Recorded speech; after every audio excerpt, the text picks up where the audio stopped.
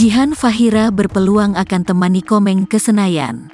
Jihan Fahira memperoleh lebih 545.000 suara dalam pemilihan anggota DPD mewakili Jawa Barat.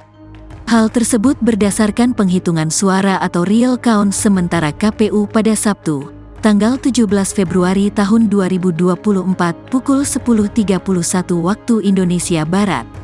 Di atas istri Primus Yustisio, ada komedian Komeng yang suaranya tembus 1,4 juta dan Anya Rina Casmayanti yang mengumpulkan lebih 600.000 suara. Dengan hasil suara tersebut, Jihan Fahira digadang-gadang akan menemani Komeng menuju Senayan. Pada akun Instagram pribadinya, istri Primus Yustisio ini sangat berterima kasih kepada masyarakat yang mendukungnya di caleg DPD Dapil Jabar Pemilu 2024. Setelah 10 tahun meninggalkan dunia hiburan, Jihan Fahira memutuskan untuk terjun ke dunia politik pada pemilu 2024.